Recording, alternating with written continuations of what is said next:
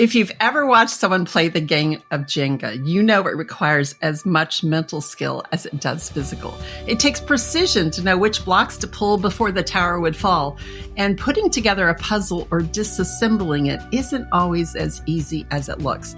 And I think this is a great analogy that sets up today's conversation with our guest.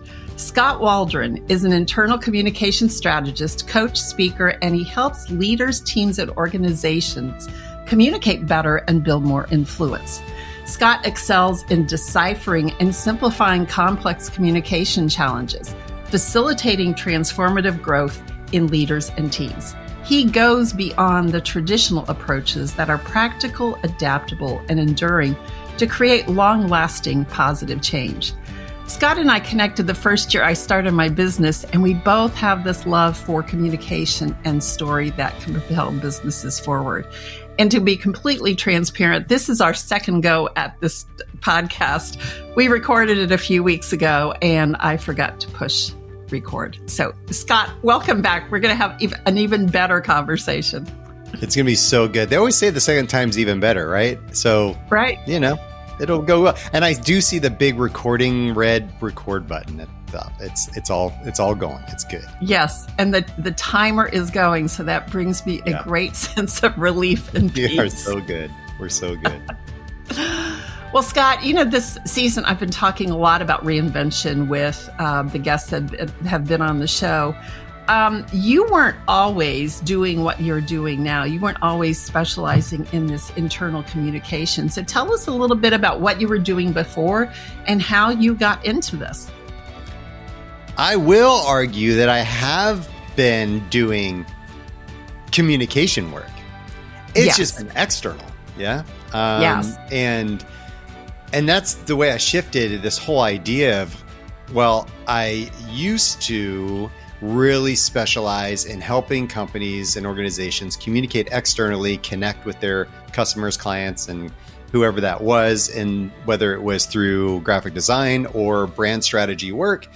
And now I have simply taken all of that training, all of that insight, those exercises, everything I did with companies to help them externally, and now I've taken it internally. And now I help them communicate internally with their quote unquote clients, who are their employees or team members or whoever it is inside of these organizations, because it's the same thing. It really is. We're selling ideas. We're selling ourselves. We're selling something always internally, just as much as we are externally.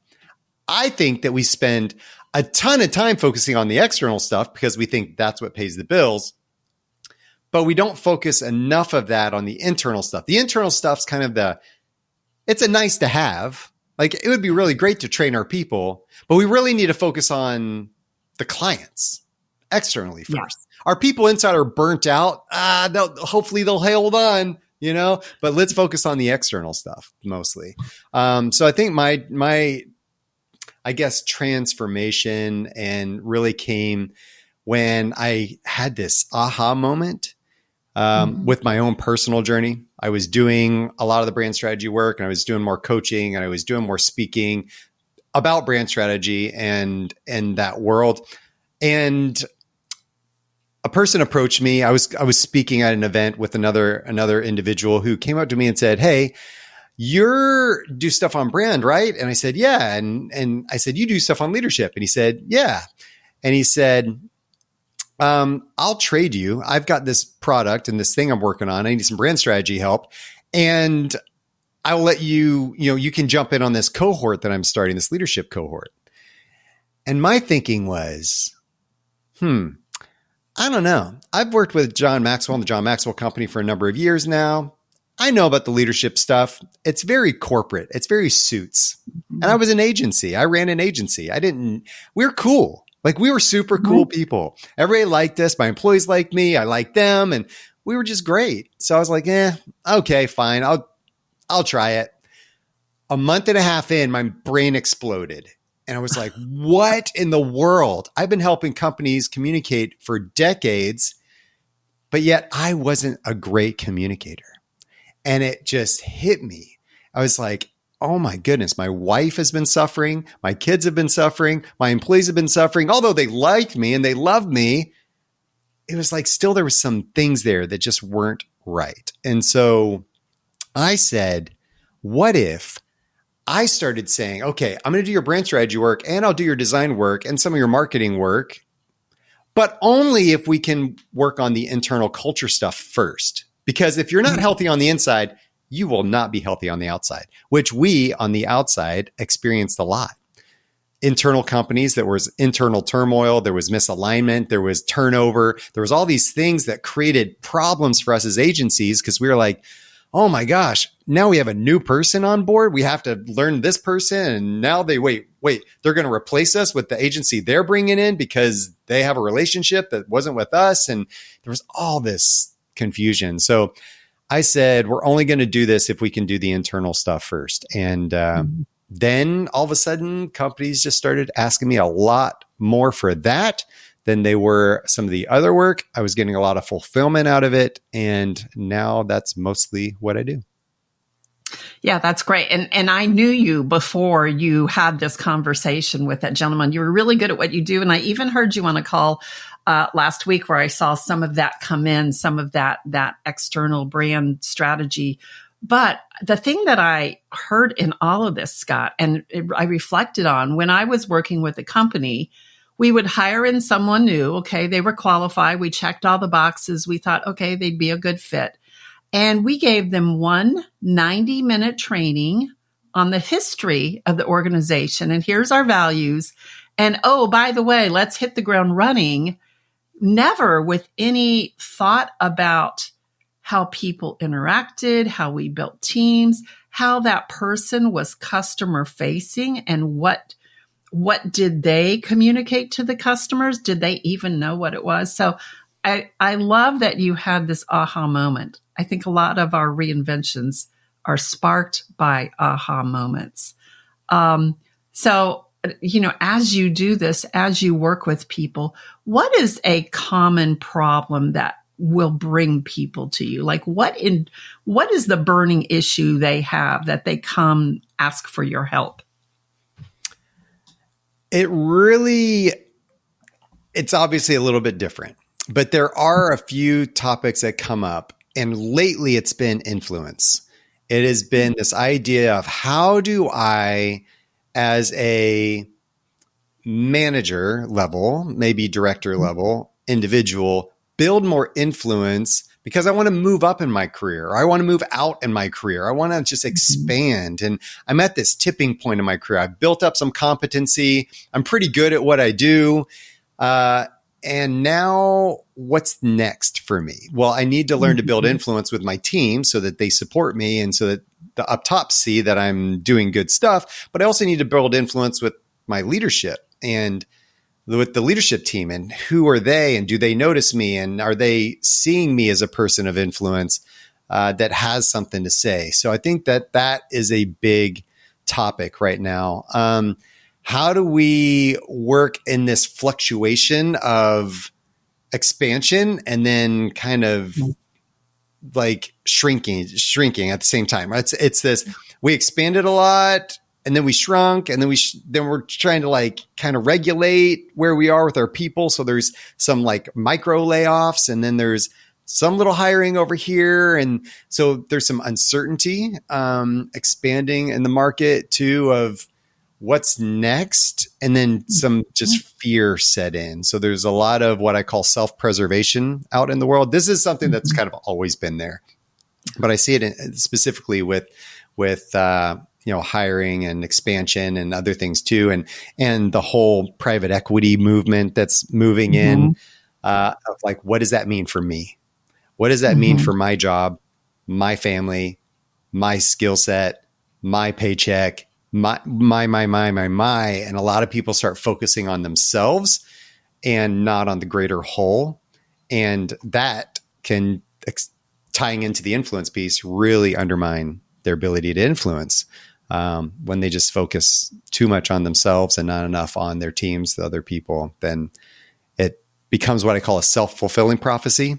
And that I get so concerned about my own stuff and losing my job and losing this and losing that I end up losing it anyway because of the damage I do in that process.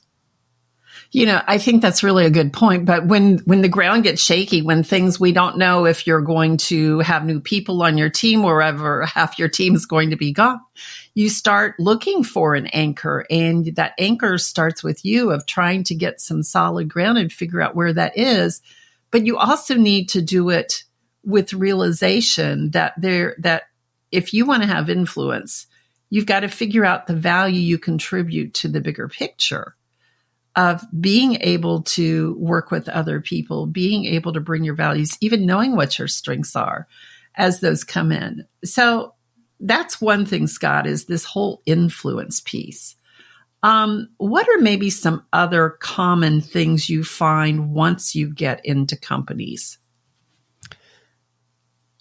I would probably point more to this insecurity aspect, this imposter syndrome aspect. I work a lot with middle management and people that are either new into their leadership role. So companies are helping their people by bringing me in and saying, hey, we've got these new leaders. We really need them to develop. We see potential in them. And I always preface my coaching sessions with groups when I'm doing group sessions or anything with these management teams saying, listen, some people treat leadership development, especially when it's mandated or when it's kind of they're placed in it as I'm going to fix you. Like you're broken and we need to fix you because there's a problem.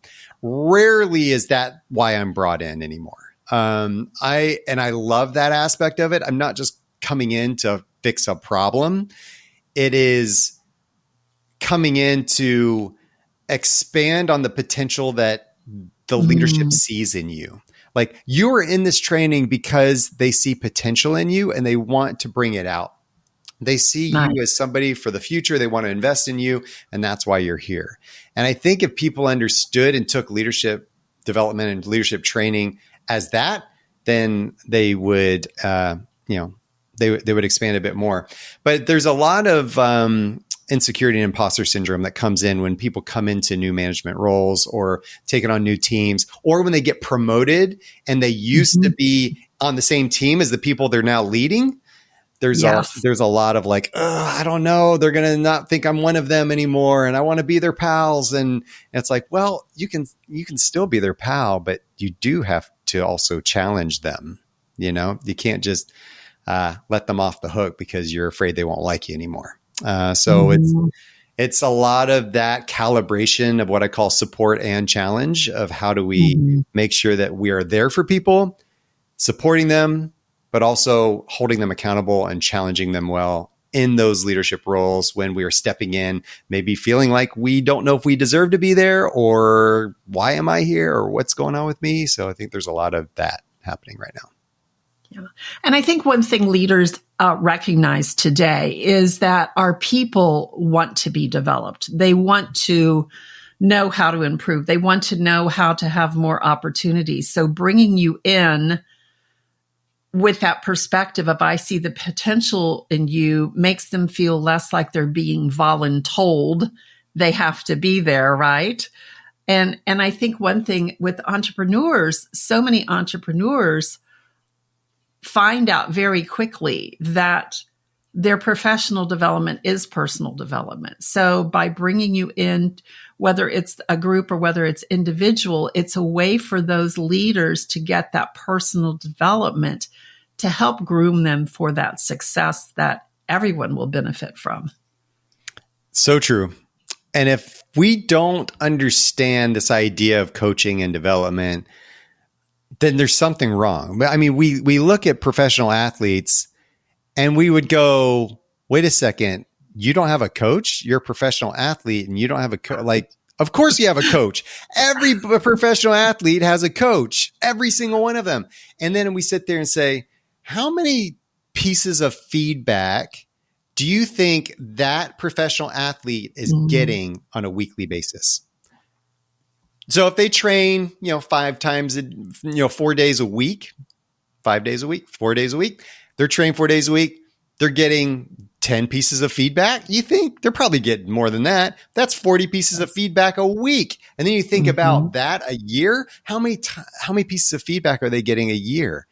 That's amazing development for that individual. But how often do we in the corporate space get feedback that's helpful, that's constructive, that's building us into the people that are going to help our companies thrive?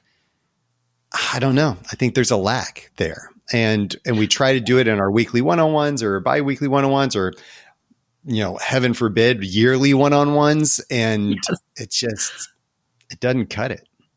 Yeah. And, I think part of the challenge is knowing how to give feedback, because like you said, you're rewarded for your great performance by being promoted. And then you're not equipped in very little ways of how to do it. How do you give meaningful feedback? How do you give it in a way that the person can receive it? And how do you know how different people need to receive it? So is that something you can help people with, Skot?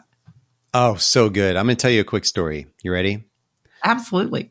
There was I'm coaching this woman. She was a project manager at a construction company, and she had the best heart. She was so full of energy. She was so for people. She was a bright spot in the company, and she was promoted and started leading her team, and she got feedback that she did not receive or give feedback very often or very well. But she was just this really positive person.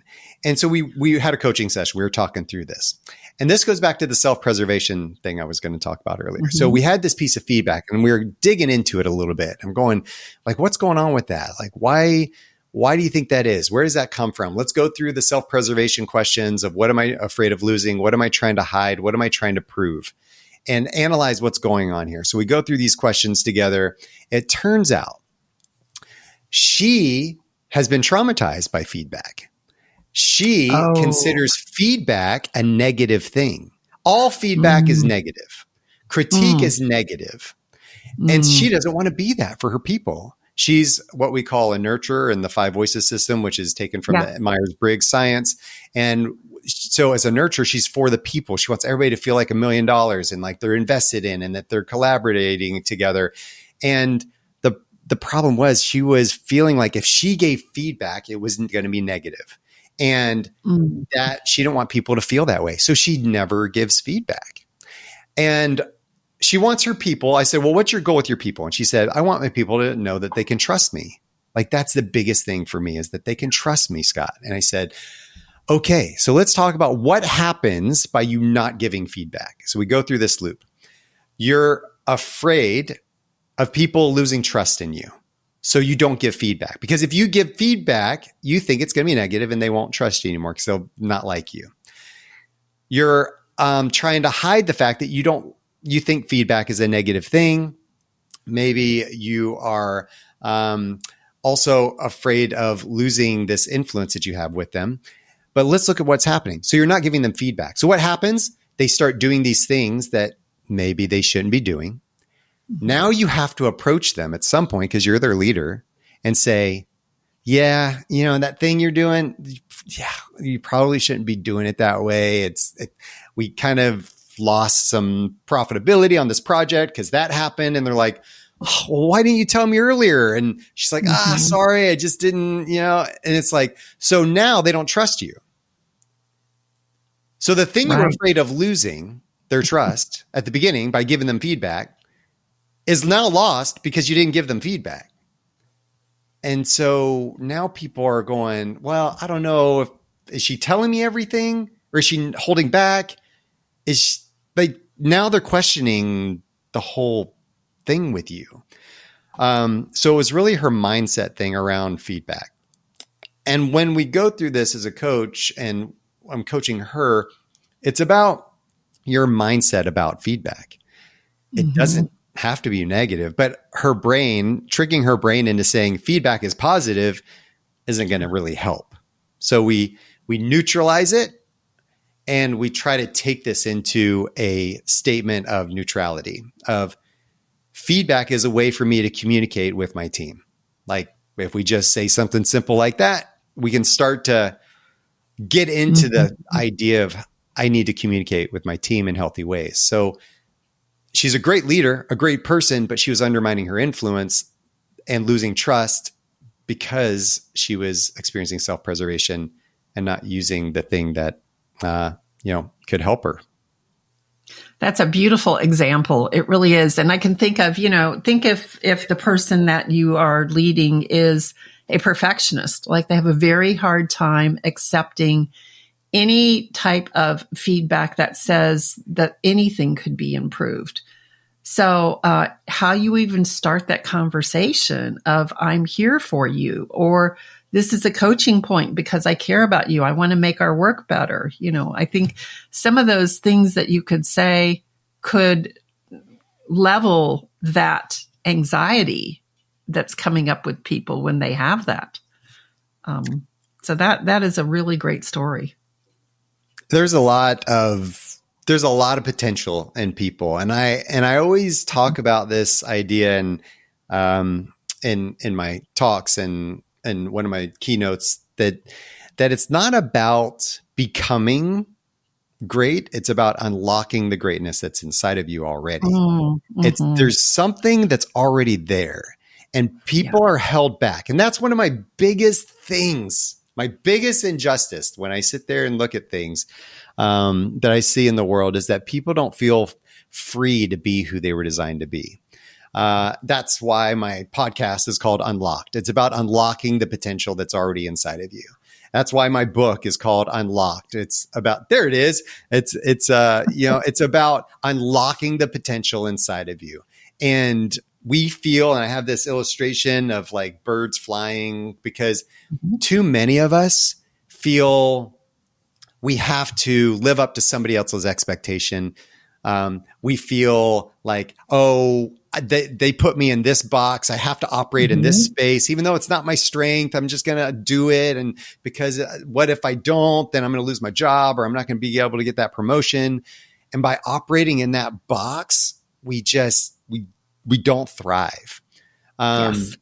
Caged birds don't fly like they should. I apologize for all you bird lovers that have, birds in cages. That's fine. But the idea here is that when we can fly, like there's so much freedom. There's so much perspective. There's so much distance we can cover. And the injustice is that people don't feel permission to be who they were designed to be. And I hate that for them. So when I work with companies and work with people, it's first of all, how do we unlock who you are, what your strengths are, what your leadership brand is, and how do we take that and now bring it into all aspects of your life at home, at work, in the community, and just create that freedom that I think we all deserve. And that aligns very much with the message of this podcast, Scott. And I think why we resonate so much. We don't want to feel like we've had our wings clipped. We don't want to feel like we have to follow this script when we have this inner calling, this inner urge that we know there's so much more in us, but we've got to play this game, right? We've got to be these robots that follow these expectations and all of that. And speaking of expectations, we were just talking before we started, before I did push the record button this time, right? About the fact that there are so many different generations in the marketplace right now and some of the challenges that brings. So tell us a little bit, because I know you do offer a keynote on this, on the generational differences and what we're encountering with that.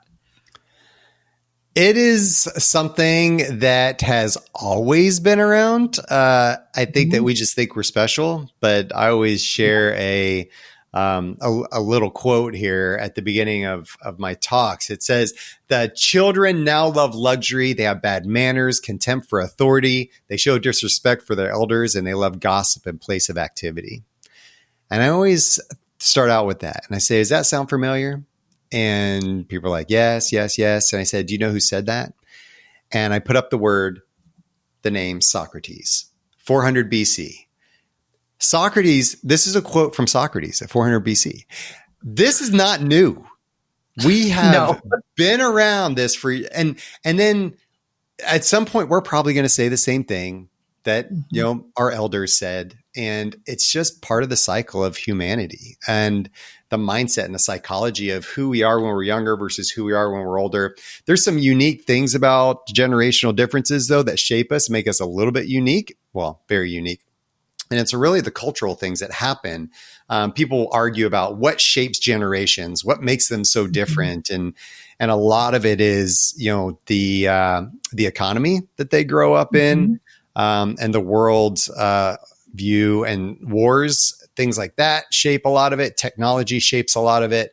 Some of those obvious things that you think about that really shape the way we are. Now, if we talk about right now, it's really interesting. You'll see the generational wave go up and up and down, up and down. Basically about, you know, you've got the silent generation. There was a little bit of that dip. Then you've got the baby boomers where it expanded, you know, the birth rate expanded, everything, population expanded. Then you've got the poor Gen Xers that were, you know, there was the lull in the birth rate, you know, we raised ourselves, all that kind of stuff.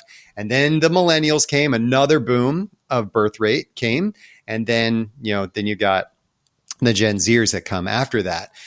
But here is, you see this swell of, and you've got this interesting point of time right now where the baby boomers, who are a large population, are looking to the next generation of leadership to take over for them because they're retiring. They are owners in companies. They're not as involved in the day-to-day. They're on boards. They're doing other things now. But there's not enough Xers to like take over leadership. So who are they looking to? The millennials, the other big generation population, because they're having to backfill the Gen Xers who there's not enough of. And the millennials are moving into management positions. But what we see now is the boomers and the millennials are the ones who clash the most. They're the biggest gap. The Xers kind of bridge. They can kind of empathize with both. They can say, yeah, I can see you baby boomers and where you're coming from. And yeah, I see you millennials and where you're coming from. And they bridge that gap, which makes them brilliant in this time of leadership.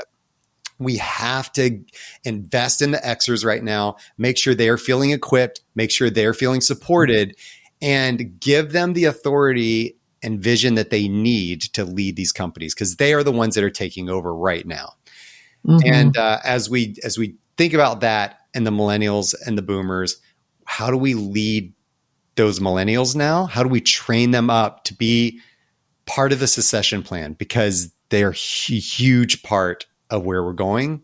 We've got to make sure we're investing in them and who they are, not just sit there and complain about them the whole time, but really invest in them. And millennials, we got to make sure that you are also understanding that there is wisdom that you don't have. And you've got to learn to incorporate that into who you are and what you do. And so I think as I have these talks with groups now, there's a desire to work together, but our biases like hold us back, you know, and these things I'm going to pinpoint, I'm going to point on you. It's my whole mindset of like I'd say inner perception drives outer manifestation. If I think you're a pain in the butt, and if I think you're entitled, and if I think you are going to just be here today and gone tomorrow, and I think you're a commodity, I'm going to treat you like one. Yes. And then we complain that the millennials job hop and they're not loyal. Right. But yet we're kind of creating this culture of, well, you're a commodity. You're not going to be here very long. So I'm just going to treat you like that. So they go, okay, I'm out then. So it's chicken or the egg. Who created the problem? I don't know. But it's something that's really interesting to talk about. There's a author and a friend of mine named Tim Elmore that wrote a brilliant book, The New Kind of Diversity.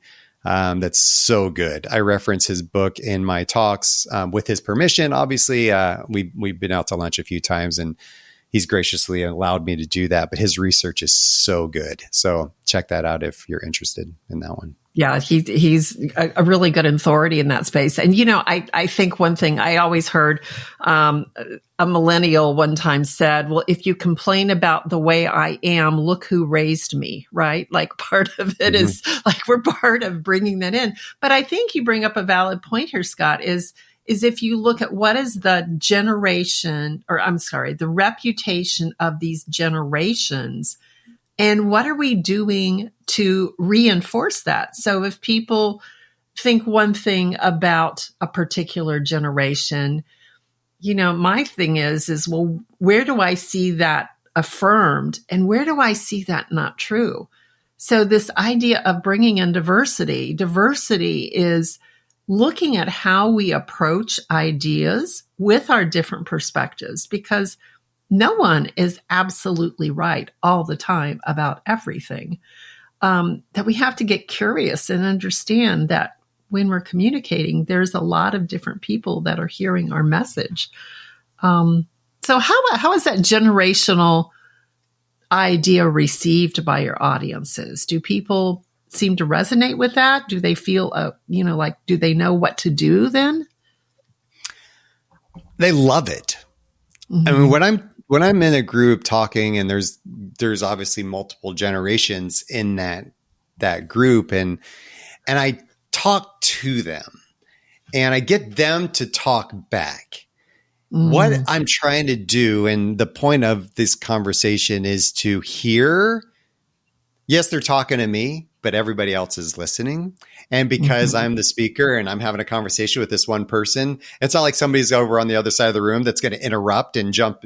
That doesn't happen. Like, I'm having a conversation with this person and drawing out some ideas from them, and they're opening up and they're telling me, yeah, I see this, I feel this way. I feel like they're judged. I feel like they judge me. I feel like I don't fit in with this mold that everybody says about me. And I think there's a lot of that back and forth that happens in these whether I'll do a workshop or whether it's a facilitation session or a talk from a stage, is like really trying to get these conversations going, because that's where it's going to happen.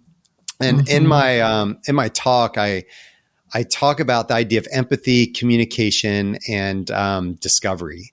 And those are the three components I really hit on hard in my framework of really how do we build empathy, what I call multi-generational tug of war. How do we make sure we're all going in the same direction? Because if we're both pulling on the rope really, really hard, we're not going to go anywhere.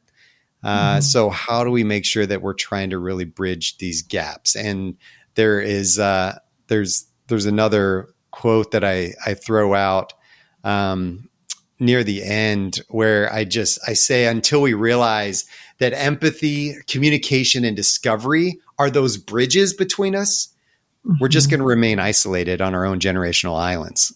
And I'm going to be on my island, you're going to be on your island, and you're going to be on your island.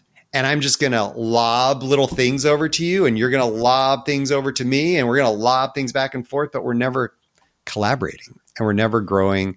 And then leadership just sits there and complains because they go, nobody's collaborating. Why isn't anybody talking to each other? Now it's like there's a misalignment problem, which leads to an execution problem.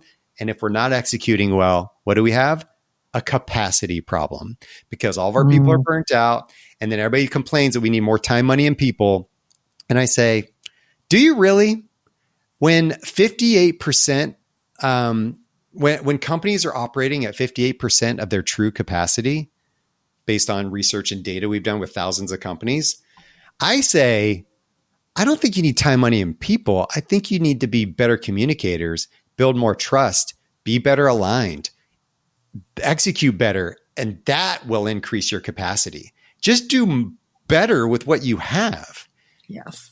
Don't waste money burning through more people and more technology and more other things when you're not doing well with the stuff you have. You're creating a bigger problem. So that's my argument.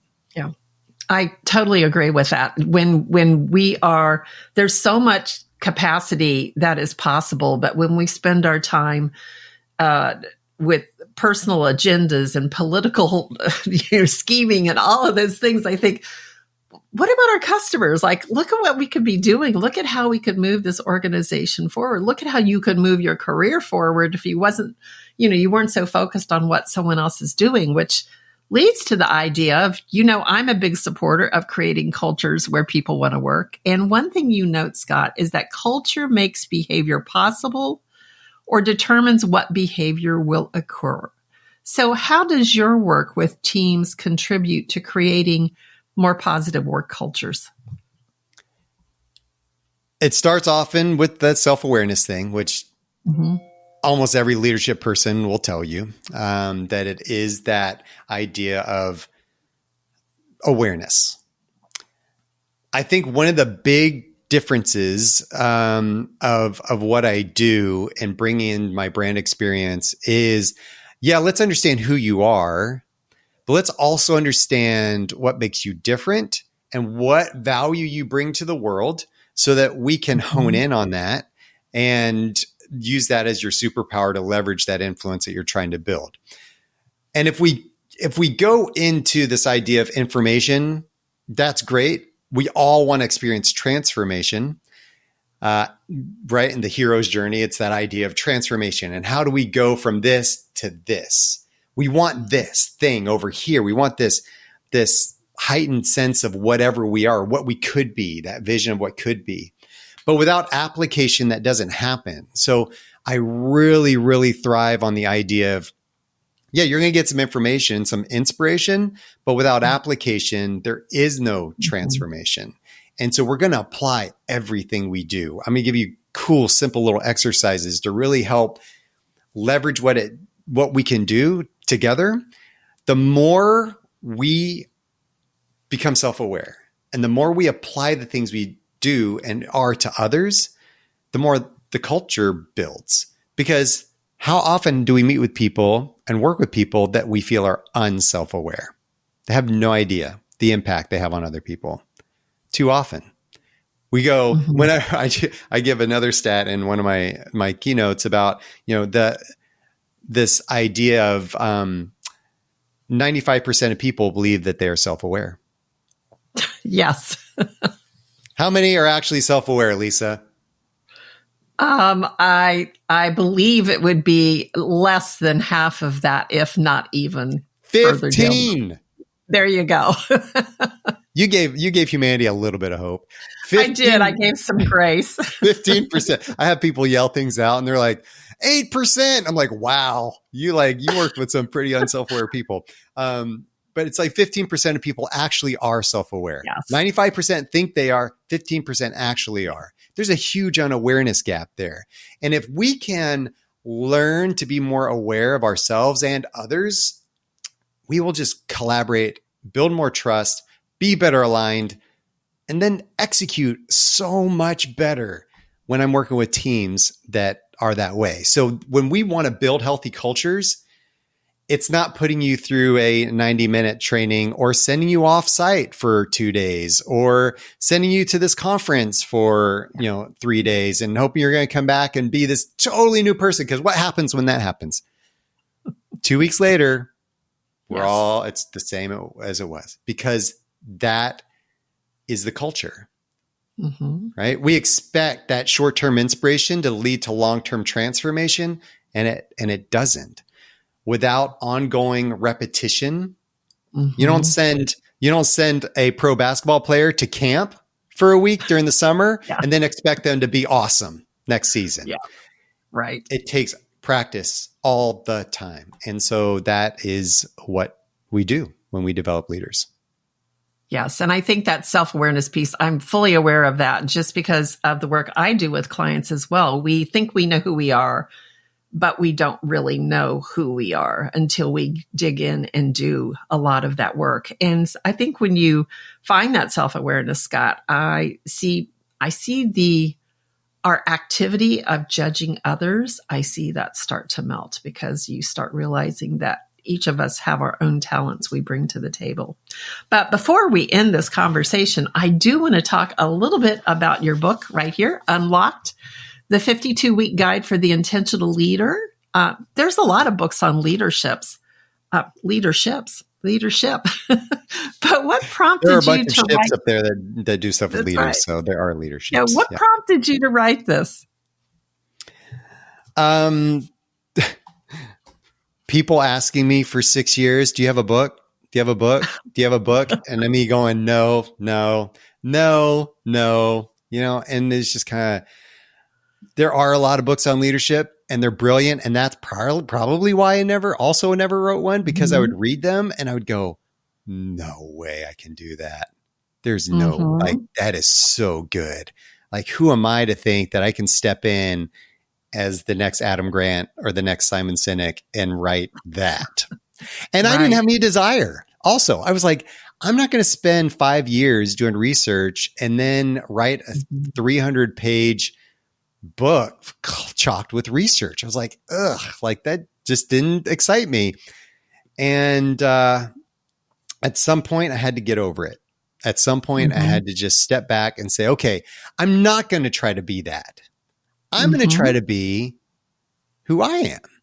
So I had been collecting quotes from brilliant people like Adam Grant and like Simon Sinek and all these brilliant people locally that I associate with for years. And I said, I've got this bank of amazing quotes, either from other people or things that I've come up with myself.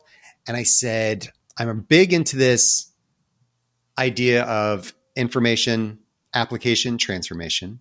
I'm really big into this idea of know yourself, love who you are, what you bring to the table, and leading yourself, know, love, lead. So I incorporated the book, the way it's structured. It's not your sit down with a cup of coffee and read for 3 hours. I don't want you to do that at all. It's built for the leader that doesn't feel like they have a ton of time, maybe doesn't even like to read books. That's how they digest content. This is a guide, an actionable insight, inspiration. Read it for 5 minutes, apply some lessons, and then go on with your week to learn to apply them and transform. If you do what I ask you to do in this book every week for 52 weeks, you will be a completely different person by the end of it. And there's simple steps that you just take throughout the journey. So I wrote it for that idea, that I wanted to do something that was simple for me. It could be simple for other people, and it was very actionable. And that's something that also people say with my keynotes and facilitation and the coaching style, is that everything I do is so actionable. It's very applicable and relevant. So that's why I wrote it the way I did. Yes. And I would expect nothing but that from you, Skot, because I've been in some of those workshops and you do provide actionable steps to make people's time worth being there. So, as we talk today, this is why knowing who you are is so critical. And Skot, you are doing the work to help people definitely become part of that. So you've got this book, Unlocked, a 52-week guide for the intentional leader. I'd also like to encourage visitors to go to your website where you can get a free personal communication assessment that's going to help you understand your role in communicating. Tell us a little bit about that. This is something that I love. So there is two parts to this. Number one, you can go on and there's a free assessment. Anybody can take that. It's 15 minutes. It is called the 5 Voices. It's built on Myers-Briggs science, but it's a simpler, stickier, expandable version of Myers-Briggs. A lot of times we get these personality assessments and we go, oh, that's brilliant. It talks all about me. And then we put it in our desk. It's 50 pages. We put it in our desk drawer and we never look at it again. And then we go, I was a M643 blue lion. Like, I don't remember exactly what I was. Like, it was something like that. And so 5 Voices was a little bit easier and stickier for companies to implement. And so we use that. We go deeper with Myers-Briggs, but it's the 5 Voices is used to really scale the system. So you can do that. The other thing that I'm doing with that, though, which is really hot right now, I've got so many people inquiring about this. I'm going to be doing what I call a 5 Voices boot camp now for the rest of my life, because I keep offering this session for free. It's 90 minutes with me and your team. So everybody on your team, whether it's 5 people, 3 people, or 30 people, you go on, you take the free assessment. I take all the results and I plot them. And then I have a 90-minute coaching call with your team. And we go through this together. And I'll tell you about the dynamics on your team. Why do some voices get along with others and why some not so well? And we talk about this and we have some actionable insights at the end because I want you to take some action. But it's so powerful for these teams. They come out of it every time having fun, learning something about each other. It's not just me talking the whole time. It's really about that communication style back and forth. And so people get a lot out of that. And that, again, is a free offer. I want you to get to know me. I want to get to know you. And I want you to learn something out of this. And if it goes on to be something more, awesome. And if it doesn't, I still want to feel like I provided value for you and your team in that session. So full transparency, that's what I do. And I hope you'll take me up on it. And if you are listening to that, I would concur with that. Take Skot up on that. I was part of a team that took this assessment and had a similar type of experience. It changed our team dynamics entirely. How we communicated, how we worked together. So, Skot, I can't believe you're offering that for free. Yes, people run, go take him up on this. And I can tell you, Skot's just an amazing guy to work with. What you see is what you get. He truly has that servant's heart in that. So, Skot, we know we can buy the book. We can take the quiz. We've got this free offer. I will also mention that Skot is a dynamic speaker. He's recently just finished his second year of speaking at South by Southwest, the cool place to be in Austin, Texas. So go check out his speaker reel on his website too. I promise you, he really does connect with this audience. So Skot, thanks for being with us today a second time. A second time. And I would gladly be with you a third time, Lisa, because you're awesome. You've always been awesome. It's been great working with you. We've facilitated workshops together. We have just been connected in various ways over the years, and you have been a valuable friend and colleague in my life. So thanks for being there. Well, thank you. And one last thing, how do people get a hold of you? How do they contact you? I'm all over LinkedIn, so please contact me there. I put a lot of free content out there. If you want to go to skotwaldron.com, that's SKOTWALDRON. You can read in my bio why I spell my name SKOT. We didn't get into that here. So you can find out about my other information there. I have a podcast as well called Unlocked with Skot Waldron. You can find me there. YouTube, you can find me there. I don't know. I'm everywhere, Lisa. I'm blowing up. So it's fun. You are. You really are.